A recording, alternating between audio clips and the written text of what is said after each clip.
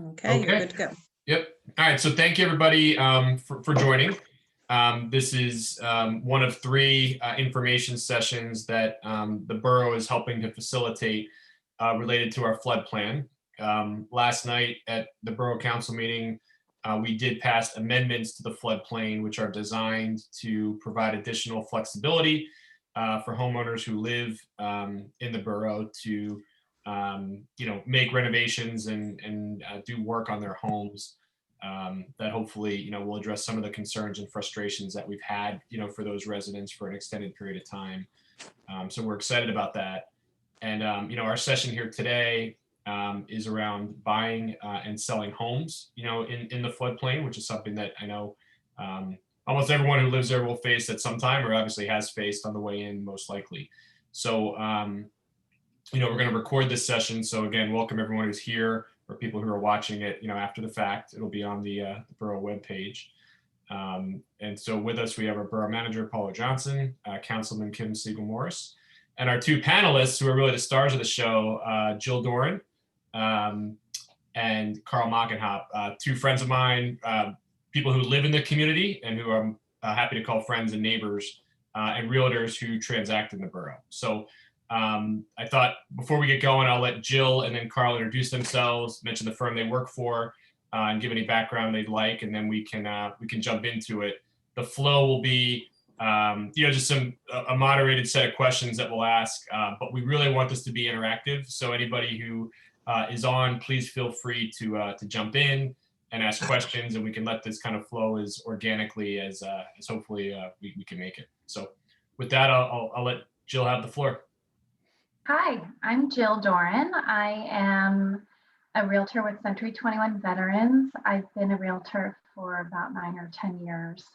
I'm licensed in Pennsylvania and New Jersey, and I've lived in Yardley my whole life. Grew up in Lower Makefield Township, and then we bought our home in Yardley Borough in 2011. So we've been here a while, and we love it, and we have a little bit of experience with living in a flood zone. So excited to talk about it with you tonight. Awesome, thank you. And Carl?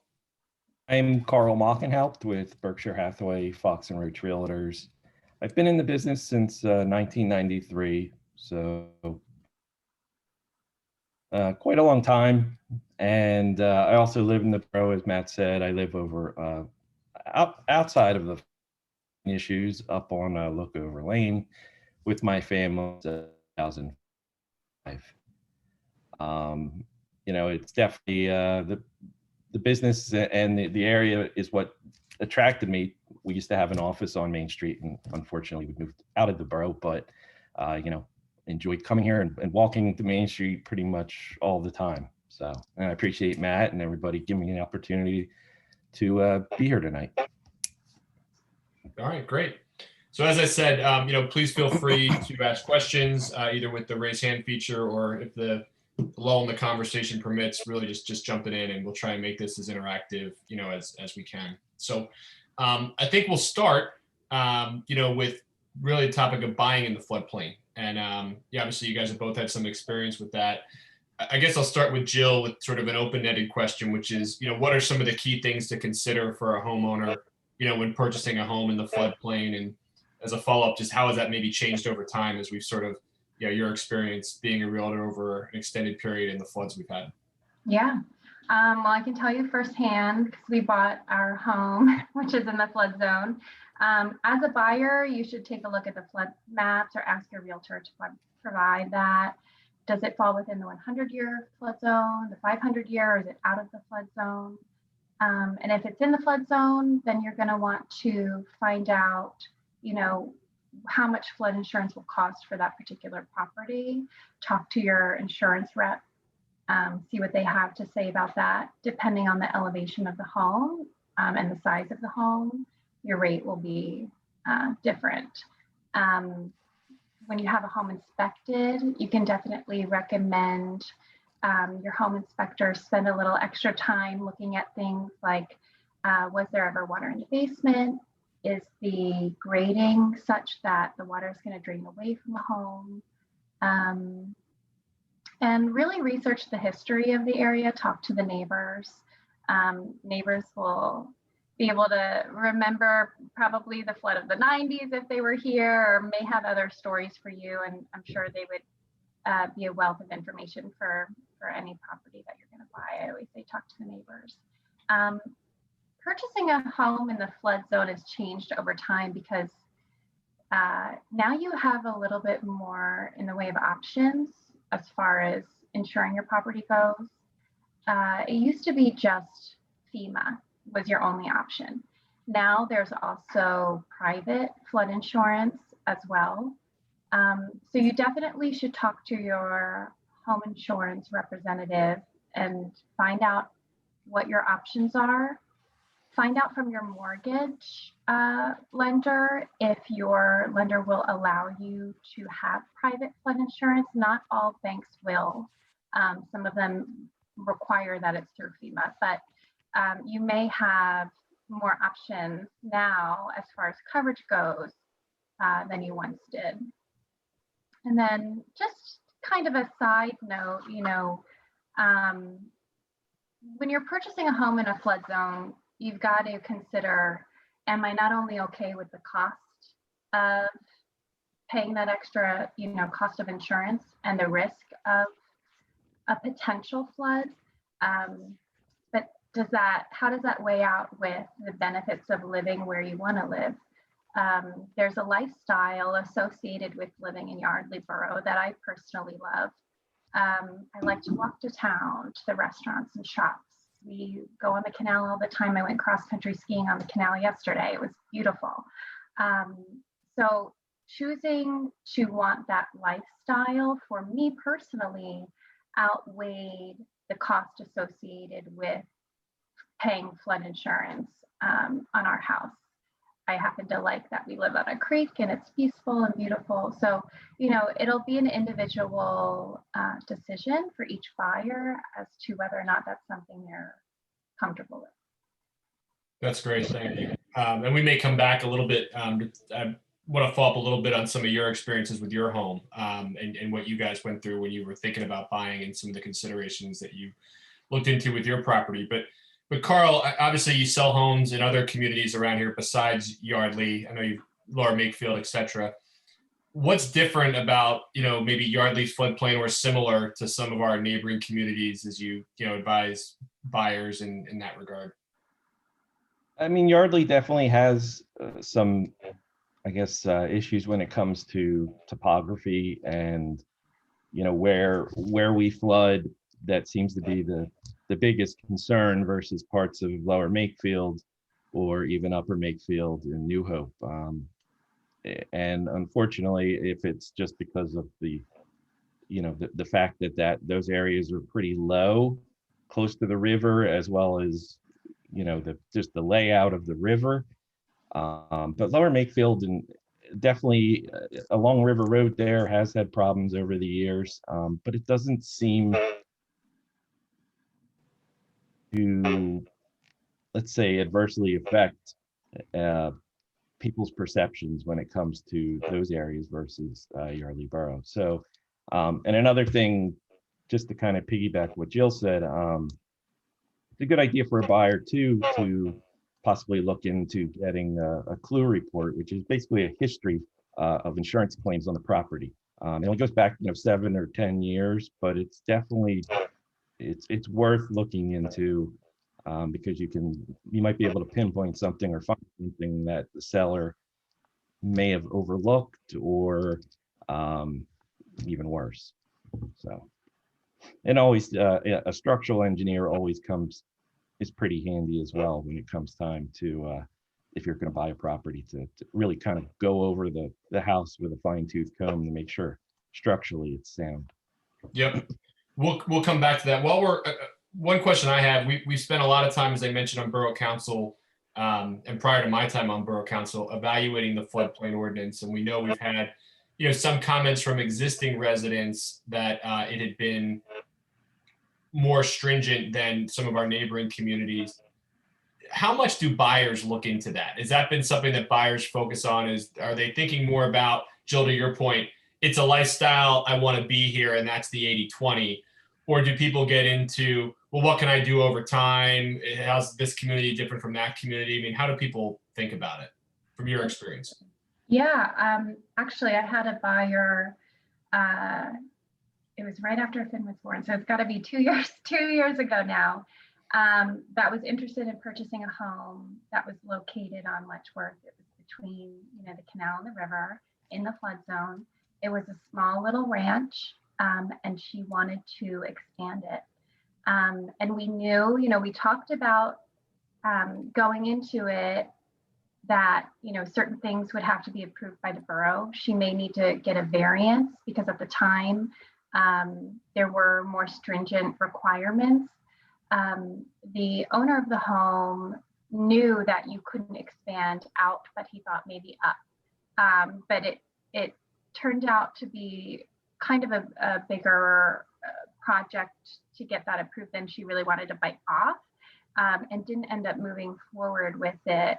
So I think that it'll be really beneficial now that that has passed, to be able to inform buyers who are thinking, I love the location, I like the property, but I do need to make changes for it to be, right for me, to be able to expand upward if needed, or to make certain improvements to the property, of course. I'm not 100% on all of the new rules that just passed, but I think it's 50% value.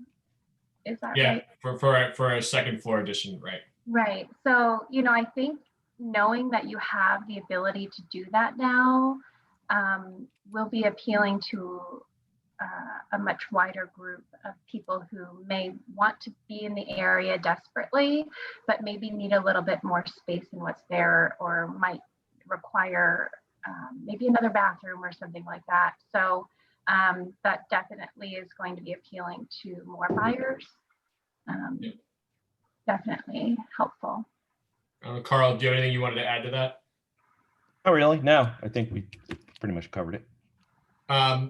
So, Carl, this follow up for you. You talked a little about the clue report, and I think that's something I wanted to hit on. How do people think about, historical damage? It's one thing, you're buying in a floodplain, so that you're potentially susceptible to water damage. What work can someone do though to find out, okay, well, that's one thing, but how often does this happen? How bad is it when it happens? What's this home been through? Could you talk a little bit about some of those resources? And then I think we have a question from Don, which we'll take after. Yeah, I mean, the clue report is a great option. Also, just going to the borough hall and talking to people there, talking to the neighbors of the property.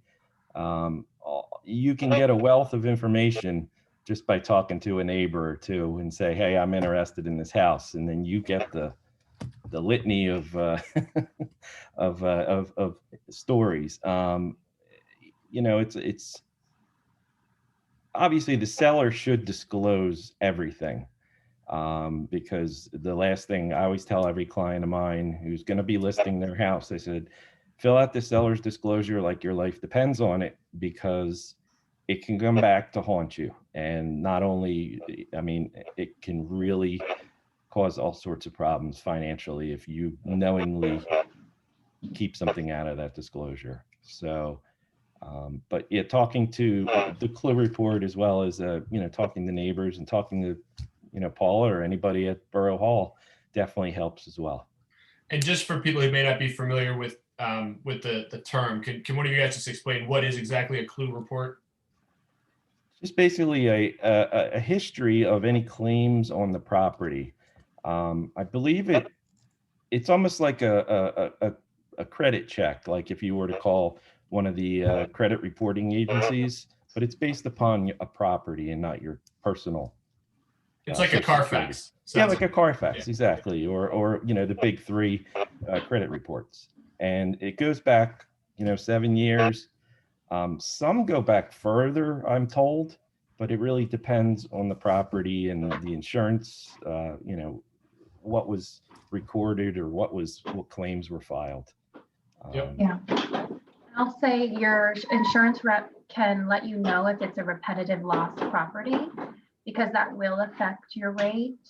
And if it is a repetitive loss property, that might be something that would qualify you, if it's not an elevated home, to potentially look into getting a grant to do something like that. And one other thing, I mean, as a buyer, you can also, sometimes the seller can transfer their insurance to you as the buyer. It depends on the company and, what they have, but that sometimes can, work and may save you some money. There's no guarantees, obviously. Interesting. Don, you were waiting really patiently. Sorry. Do you want to jump in? Yeah, I just had a question around disclosures, particularly for a new person moving in, sees this quaint Yardley borough, want to buy a home there. As realtors, what is your requirement of disclosing even the fact that the ordinance exists? The ordinance is 32 pages long, and I'm on the planning commission. It took me a while to understand the whole ordinance. So if I was a new buyer coming in, what requirements do you as realtors have to get the potential buyers educated on what they're really getting into? Well, I think educating the buyer is key. I mean, you want your buyer to know what they're purchasing. It's our responsibility to help them make an informed decision. So I have a buyer right now who wants to be in Yardley. They fell in love with the town. They're from Boston. They're not from this area at all, but they drove through Yardley and had dinner at the Vault and just love the canal. So this is where they want to be. And, we had a discussion about the flood zone and how much of Yardley will require flood insurance and what that means. And, we do have to talk about some of the things where, it's an added cost, it's an added risk. Are there some limitations if you wanted to make changes to the property? Enough so that they can do some due diligence in going to the borough to ask questions. Of course, we're not going to go through the whole borough ordinance with every buyer, but in giving them enough information where they can ask the experts specific questions related to their transaction. So if it was somebody that said, I absolutely have to make this change to a house, is that something that we can do? That's something that we should do, ahead of time if we can, looking into that, or during the inspection contingency period of a sale. They have a due diligence period where they could choose to go to, the borough and find out, would this be allowed? Would variances, be required? That sort of thing. Also, the agreement of sale has a specific contingency in there regarding insurance and allows the buyer, and you can put in as long as you want, as long as the seller agrees, you can put in there, 2 weeks, 3 weeks, to review anything to make sure you can get insurance and the terms are acceptable to you. So it gives the buyer some wiggle room there if they need to, as far as reviewing information, because we all know right now the market is insanely hot and people just throw away every contingency they can imagine just to get the property. So it pays to sit down with the buyer and go over, these should be your concerns, and if they're not, maybe you should sleep on it and think about it. Matt, can I jump in for a moment? Yeah, please, Wes. I believe it was in November, I was contacted by a potential buyer for a home in the floodplain. I was a young couple. They wanted to come and see the property file, which I thought was a very smart move on their part. And it's a public record, so they came in. I showed them, gave them the property file. They looked at it in Borough Hall, so they could see what the house had been through due to floods and also just normal changes due to family circumstances. They ended up buying the house. Not long after they bought the house, they contacted me. They wanted to put a fence up. So I was able to talk them through the fence provision in the floodplain ordinance. So they got that through. And last week they contacted me. They want to put a shed in. So I was able to walk them through more of the floodplain ordinance. So I thought that young couple was very smart thinking, forward thinking, and looking at all the possible records to better educate themselves. And Wes, I mean, how common is that? I mean, from your experience, I'd say that's a best case, and fortunately, a recent example. Have you had other examples where it's kind of gone the other way, where someone's bought a house and then I'm sure come in and it's been a little bit of a different story? No, honestly, I don't. We're fortunate that we have a pretty good stock of homes in the borough. And when things aren't as in good a condition, the buyers and sellers usually sell as is, in which case it doesn't really matter what's in the property file. But it surprises me that people don't come to look at the property files more often, because you can get a lot of information sometimes, and it's right there free for the plucking. Yep. Okay, great. Don, did you have anything else? Okay, well, look, one thing, and Wes, I appreciate your perspective on this too. We've obviously benefited from some grants, and Jill, you touched on this a little bit with the term repetitive loss property, right? And we've done, I think, good work as a borough, Paula, Wes, the team broadly, of trying to help people get their homes elevated with grants from FEMA and PEMA. Obviously, there's a bit of a different calculus when you're taking a look at buying a home, if it's been elevated or if it hasn't. What are some things that think about, for the buyer, if he's buying a home that hasn't been elevated, that maybe you would advise him to think about? A house that's going to be elevated, you have to expect you're not going to be able to live in it for probably at least 3 months, maybe 4, depending on the time of year. So that's a big factor right there, especially if you have a small family. You have to relocate for a short time, and that is not covered by the grant. You have to, factor that into your personal finances, and sometimes that can be a deal breaker for some people. Yep. And then for a buyer, Jill or Carl, what are some of the considerations for them to think about if it's been elevated or if it hasn't? Obviously, cost is a big one, but what are some of the other things that you would advise them to focus on? I think I would, tell them, or maybe ask the seller if they've done a flood elevation cert. You can have that done. A surveyor can do that, basically, and submit that cert to FEMA for a better rate. You may find that only a portion of your land is in the flood zone, or maybe it's not as low as they're thinking. So, it could help to lower the cost of your flood insurance. So that may be a good first step to see, maybe a flood elevation cert could help reduce the cost. If it turns out your whole house is in that high risk flood zone and you are a repetitive loss property, then maybe you do need to start thinking about, what the next steps are as far as are grants available through FEMA or the state. Talking to a company that does elevations to find out what the costs are, what the options are. Talk to a lender to find out if you could get a loan for something like that, and sort of weigh your options that way. Yep.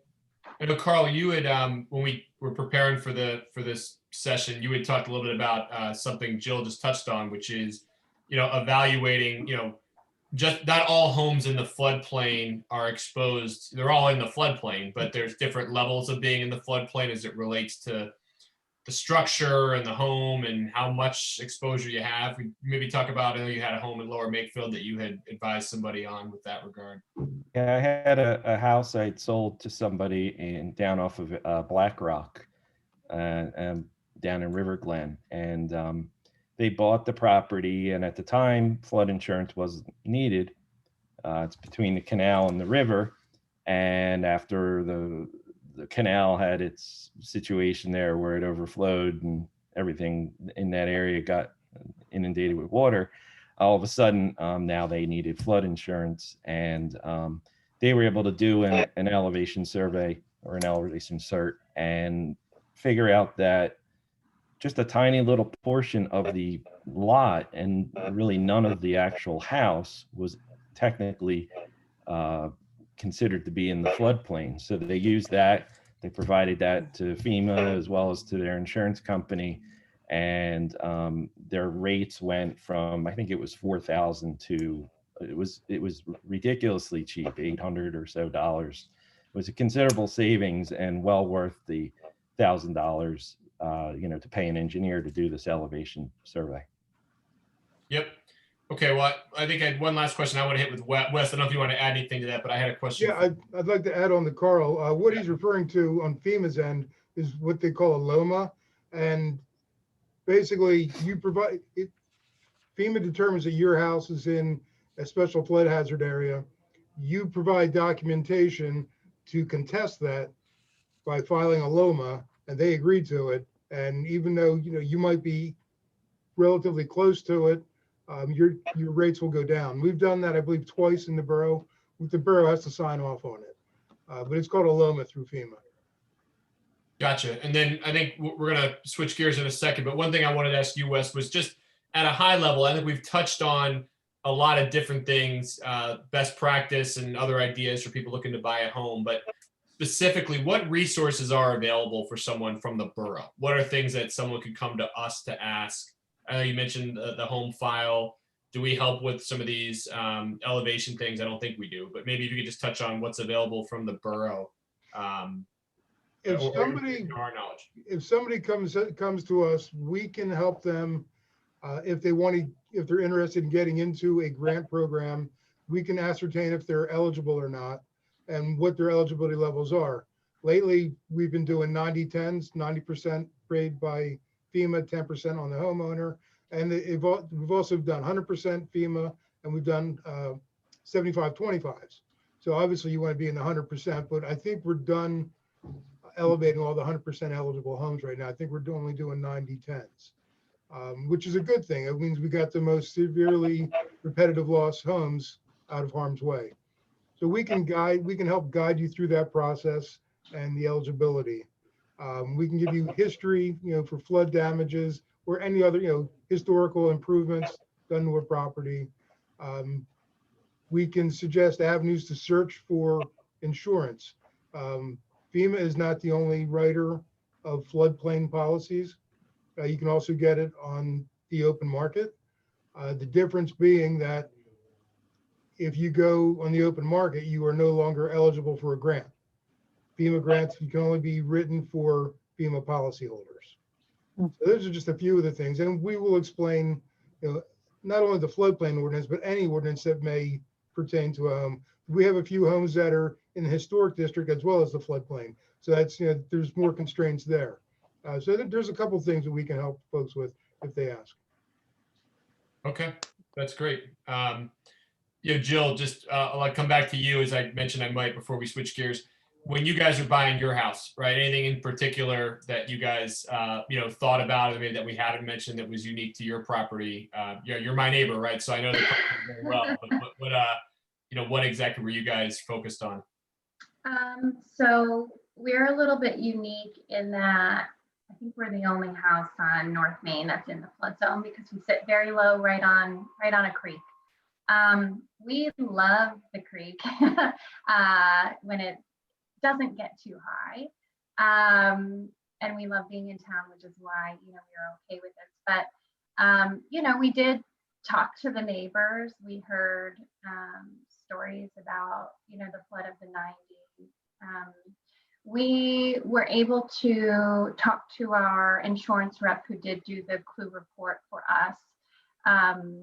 And the owners that lived here and who sold it to us previously did disclose that they had water in the basement at a certain point. So having our home inspector in to, look at areas that need repair, looking at, the sump pump in particular and having a backup for that. We knew what we were getting into as far as anything we wanted to do to improve the property to prevent future water from coming in. But I think the biggest thing was just, talking to the insurance rep, making sure it wasn't a repetitive loss property. We do get a statement of sorts from FEMA annually that does give us the history of claims on the property. And the claim from the 90s was around $40,000, and it'll show you everything on there. So that's something too that future buyers could ask sellers for. Sellers should have that history of information since they're sent it from FEMA annually if they have flood insurance through FEMA. So that's something else that was helpful for us, knowing that, you know, what the history was, what the neighbors said. But like I said, it kind of came down to, we like the lifestyle living in town. We happen to love, you know, historic properties, and although they come with projects, they come with a lot of charm. So that's, you know, it was kind of a balance. And then as far as, you know, the affordability goes, luckily low, you know, Yardley Borough's taxes, property taxes are a little bit lower than some of the surrounding areas. So, you know, that coupled with the cost of flood insurance sort of evened the playing field a little bit for us, and made it something that we were comfortable with financially. That's great. Thank you. All right, so we're going to switch gears and talk a little bit about, we have a lot of current residents on, which is great. And for them, it's probably potentially at some point will be a focus of maybe selling a home in the floodplain. And so there's some similar but slightly different things you have to think about when you're on that side of the transaction. And so I thought maybe we'll switch gears, and Carl, I'll kind of start with you. You know, if when you're working with a seller who's in the floodplain, you know, what are some of the key things that you think about and that you would advise them to be thinking about as you get the process started? I think the first thing is you want to make sure, you want to make the buyer, put them at ease as much as you can. And, you know, disclosing everything you know is probably the most important thing. You know, hiding something is never, ever going to work. So disclose anything you have. Even if water got on the property and your shed got wet, but the house stayed dry, it's worth disclosing it, because, you know, the buyer, they've obviously fallen in love with your property, and you want to make them comfortable as they move forward. And if you can provide them with any documentation, like Jill said, with the clue report or an elevation cert, anything that that's official, something from FEMA, that's going to put the buyer at ease when they as they're going through the process. And who knows, with all the information you have, you might be able to get them a lower rate on their flood insurance and save them some money. And that's the main goal there, to get them to buy the house and be comfortable in buying that house. Yep. Great. Jill, do you have anything you wanted to add on that one? Oh, I would agree with Carl. I mean, disclosure is really important. Not only are you making the buyer feel comfortable, but you as a seller, you're protecting yourself. I always tell my sellers to over disclose. If you have a question about it, disclose it. Because what you don't want is, like Carl said, the yard got water and the shed was wet, but the house was okay. Then, you didn't disclose it, and a buyer moves in and all of a sudden they're having water around the shed all the time, or neighbors are like, oh yeah, that happens all the time. They always had issues with that. That's asking for a lawsuit. A buyer's going to come back to the seller over that. So disclosing is really, not only are you making a buyer aware and comfortable moving forward, but you're protecting yourself as a seller as well, and getting all of the information out there up front, so nobody has any reason to come back after the fact and say, we think you were hiding something. So that's really important. Also, if you are selling in the flood zone, I would tell my sellers, and we talked about this before, Carl, not everybody is going to be okay with that. So we're not going to have 100% of the pool of buyers willing to purchase our home. Some buyers absolutely will, and some buyers will say, I will not buy a house in a flood zone. So, it is something to think about. So marketing the home the best that you can, obviously staging it and getting it ready, but marketing the lifestyle too, and why Yardley Borough, even if it's in the flood zone, is such an attractive place to live. talking about the farmers market and, the different parades and music on Main and all the things that maybe a buyer is not aware of that the town has to offer. Highlighting those things too will certainly help you sell your home. And one other thing, I guess, is you want to weigh the risks versus the rewards, and people that move to Yardley want to live in Yardley for a reason. So they're willing to overlook some of the risks if they feel comfortable. And with all the information we were just talking about, that definitely helps. And if it comes down to it, sometimes the seller may even offer to, pay for the buyer's flood insurance for a year or two, just to, kind of ease them into it, let's say, because often they're buying this property and putting, they're raiding the piggy bank in order to buy it. So if they're, a first-time home buyer. So if you can offer to help them in any way with, paying for some of the flood insurance for a year or two, that might go a long way. I don't think you need to do that in this market, but no. Please keep that in mind for the future if things change. Yep. It's a seller's market. We need more listings. Call us. Well, let's talk about listings. And, one thing, Jill, I'll start with you. We've got a good mix, back to Wes's point, of we've had a lot of success elevating a lot of the repetitive loss homes and other homes. There's obviously a number of others that don't need to be, don't want to be, aren't elevated, right? So, when you're selling a home, what's the dynamic if your home's been elevated versus not, and how do you think about that when you're advising that seller? Sure. Well, if it's elevated, that is a huge selling point because your cost of flood insurance is going to be minimal. Buyers may still be required to obtain flood insurance if they have a mortgage, but the cost will be significantly lower. We're talking hundreds of dollars versus thousands of dollars. So that, just from an affordability standpoint, is going to be very attractive to most buyers. And then as far as, again, the risk goes, your risk of having your main living areas or anything damaged by a potential flood obviously is significantly decreased because your home's elevated. So that certainly is a positive selling feature. On the flip side, some people may not want to do the stairs or something like that. So, but there's a lid for every pot. So, as far as what buyers find appealing in a home, not everything's going to work for everyone.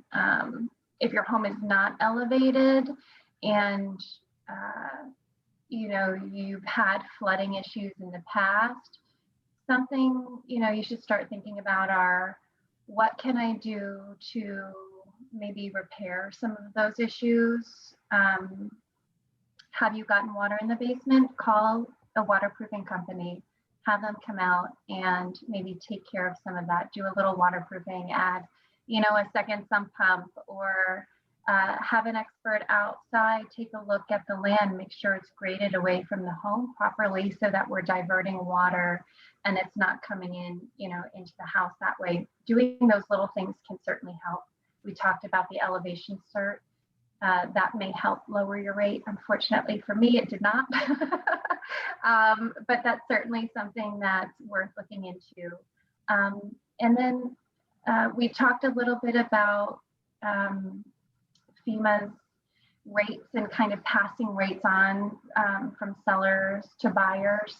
I have a subsidized rate because I kept my my insurance through FEMA, as did all of the homeowners before me. So my rate's a little bit lower than it would be if I went away from FEMA and then came back. I have a grandfathered rate. So that's something that you could look into explaining to buyers as well. If you have a subsidized rate, that's something that could be very appealing. Okay, Don, I think you might have had a question.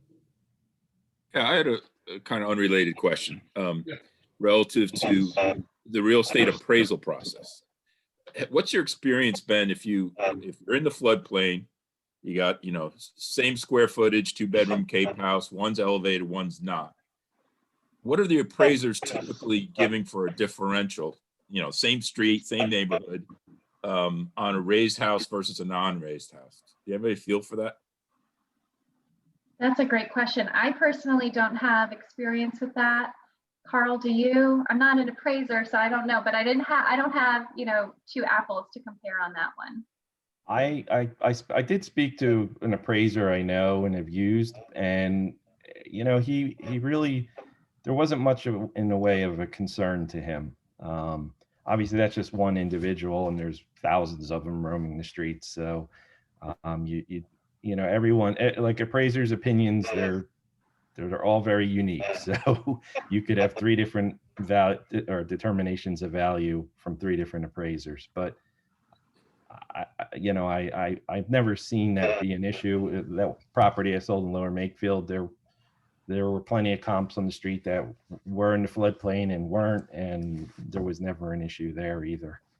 But what I was getting at is I was hoping, I don't live in the floodplain, but if I was a seller and I had gone and was able to go through the whole process of getting my home raised, do I think I have an asset that's more valuable than the guy next to me that's not?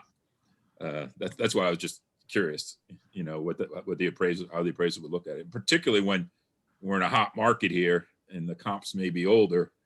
You want to make sure you don't have first-time home buyers who are going to get stuck with an appraiser that doesn't come in high enough. Sure, and that's what we do when we're sitting down with a seller. We review everything, every sale, and even stuff that's pending that hasn't closed yet, because the way the market is right now, there's a good chance that the most recent sale, even if it was 2 months ago, is vastly below what the fair market value could be today. So, searching through the tax records and maybe talking to the other agents who had the other properties that are currently pending, sometimes, it can give you a pretty good picture of where we are. And I mean, you look at that one that's elevated on River Road that was over $1 million, and that sold pretty quick. I mean, that's a prime example of an elevated house, and people not having issues. They're buying a lifestyle over, whatever fears they may have.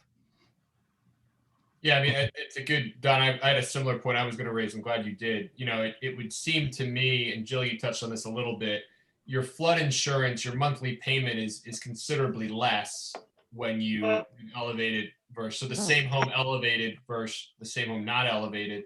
Number one, you've incurred the cost to elevate, right? And the disruption that Wes mentioned, et cetera, and the time and investment you have to make to do that. But number two, then your ongoing carrying cost is less because you have a significantly lower flood insurance premium.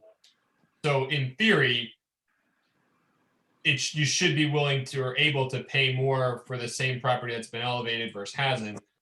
The challenge with that, I think, for you guys and an appraiser probably is we're very fortunate in Yardley that most of our homes are unique, right? There's not a cookie cutter, neighborhood where everything's exactly the same. So there's also idiosyncrasies with each home on its own, right? But I guess the bigger point that I think Don's getting at is, do you think the same home elevated versus not elevated would sell for more if it had been elevated? I guess that's really the question. I think it would be specific to each buyer, because you're going to have some buyers who aesthetically, they don't want to even, with the steps or whatever, they just don't want to deal with a raised home.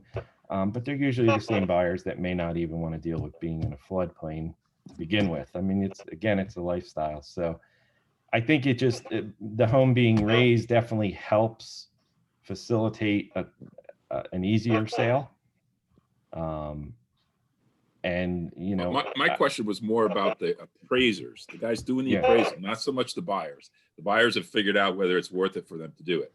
But an appraiser, they're going through, they're doing their square footage, number of bedrooms, doing their calculations, etc. What factor they put on? Oh, raised house versus non-raised house. Is that an extra 10 grand? That's all I was wondering, is how the appraisers react to that, not the person who's buying it. Right. No, I've never seen an appraiser add a premium for a raised versus unraised house. Oh, really? So they treat them equally, huh? But at least then the conversation I had with the appraiser that I've used many times in the last 3 decades almost. It really, it's more, if it was the adverse, if it wasn't raised and in a floodplain, well, that could be a more of a concern to him than being raised and above, flooding issues. Okay, thank you. Okay, well, look, Jill, you touched on some of this. Maybe I'll start this question with Carl. We've talked about preparing a seller to sell their home. Carl, are there anything specific that you would sort of mention or add that, if the home is in the floodplain, that you would specifically say, or even reiterating stuff we've touched on to emphasize it, that's important to think about when you're preparing to sell a home in the floodplain? I mean, definitely a lot of what we've touched on. The disclosure is key, making sure you're disclosing to the buyer that anything whether it's flooding or else. And then, finding out if you can have your flood insurance transferred to the new buyer, if that would work. Finding out, collecting that history, if you're able to get it on the property. Anything to make the buyer feel comfortable, because the more comfortable they're going to feel, the more likely they're going to proceed through the transaction and be willing to pay your asking price. Yep. Jill, did you have anything you wanted to add or reiterate from comments you made on this topic? Yeah, no, I think, I feel like we've covered it, and Carl mentioned, I think, the disclosure is probably the most important thing. Highlighting what's great about the town and the lifestyle, I think would be very helpful.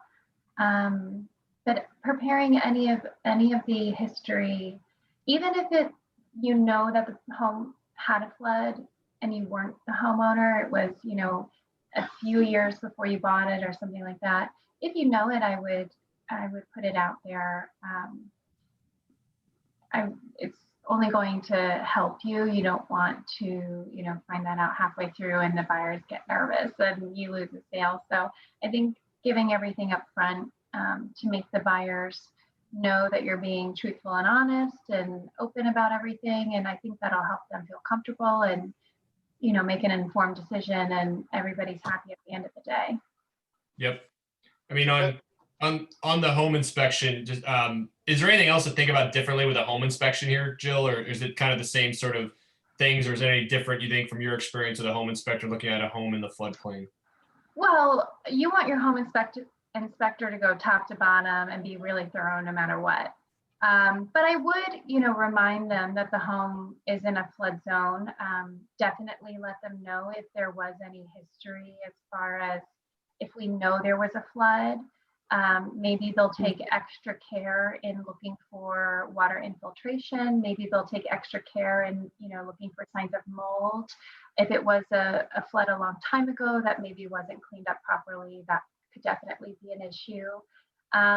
So certainly spending a little bit more extra time there, but I will say, you want your home inspector to be thorough no matter what. Yep. And it may be proactive as a seller in a floodplain to actually get a home inspector to come out and do an inspection on the property. And if you want to, attach that to the seller's disclosure, look, we got a clean bill of health. Yep. Here you go. You feel free to review it. It's $500-600 well spent. Wes, I think I cut you off. I'm sorry. Go ahead. It's okay. In 2005, I sold a house in Rivermar. It was pretty much kind of like ground zero for the flooding, for the 2004-2005 flood. I sold it about 5 months after the 2005 flood. It was not elevated. I think for selling any house in the floodplain, especially an unelevated house, you just have to be patient and you have to be willing to answer questions. Obviously we had rebuilt the entire first floor of the house, from stud out. So, answer the questions, how, we avoided mold and the appliances are brand new and things like that. And just be patient. As covered, you just have to find the right person to come into the neighborhood. And we did. Some people would come into the neighborhood and it was obvious that the neighborhood had been flooded. It was in 2005, it was very obvious. but people came in, they saw the house and they said, yes, we'll do this. And we were able to sell it in what I thought was less time than I anticipated, considering everything that had gone on. So it's doable. That's great. Okay. Well, I think we've sort of exhausted the key main topics that I wanted to emphasize and make sure that we hit. And so, maybe I'll sort of just open it up, and maybe Wes, I'll just start with you. And then is there anything else kind of maybe we haven't covered that you wanted to emphasize or make a point on, on this topic as we kind of begin to wrap up? I think it's a good idea for potential buyers to research what information is available on the borough website as far as the floodplain ordinance and all the flood related topics. We have quite a bit on our website to ascertain if you're the right person to be living in these neighborhoods. You'll know pretty quickly, and you become educated. And if you have more questions, give us a call and we will guide you as best we can. Thank you. Carl, anything else you wanted to mention, or any anecdotes or things you wanted to add? I was just gonna say, kind of to piggyback on what Wes said, is if you're a buyer looking to move into the area, do your homework, and really take that time that's afforded you in the agreement of sale to talk to the borough, talk to the neighbors, talk to everybody. Go to Wawa and just hang out there with a cup of coffee, and you can get all sorts of info. It's amazing what you can learn. So you do your homework and you're smart about it. You should be protected, and you should be fine. And that helps the seller as well, because then there's no issues down the road once you sold the property and you're long gone, that something comes back to haunt you. Yep. Good advice. Jill? Yeah, education, I think, is the most important thing. Knowing where you're buying, what you're buying, and the affordability. I mean, you want to understand if the house is going to require flood insurance upfront, what that cost means. Because if you're like me and your flood insurance is around $4,000 annually, that could significantly affect your monthly payments or your financial ability to purchase at your max price, or maybe what you thought was going to be your max price. So understanding that, talking to your lender, making sure they understand that property needs flood insurance, and factoring in those costs up front to know exactly what your financials will look like is just as important as also, weighing the risk of, is this something that's for me? Is the lifestyle worth the risk? In my opinion, it is. But everybody's different. It's not going to be for everyone. So, again, if you are selling right now, I think you'll have no problem selling no matter where your house is. But just know that, if the market isn't as hot as it is today, it may just take a little bit longer, but I think our town does so many wonderful things to attract new businesses and events and things like that, that it's making it such a desirable place to live. You will find that right buyer that chooses the lifestyle over the risk. That's great. And I want to thank both of you guys, Jill and Carl, for the work that went into preparing for this, and all of your experience and history as residents, which is hugely important, because you can relate to everybody, but also just your professional experience of all the transactions you've been involved with both here and in some of our neighboring communities. So thank you guys. I appreciate your time and effort, as I said. And Wes, thank you as well. You're a wealth of information and a good resource for people when they reach out, and hopefully this will encourage people to avail themselves of that going forward. So all three of you guys, thank you. This is the second of 3 sessions, that we're hosting to try and help educate, our community and get information out about our floodplain. And one of my partners, Councilwoman Kim Siegel-Morris, is going to be hosting the next session. And so maybe I'll give the floor to Kim to add things she'd like about our next session.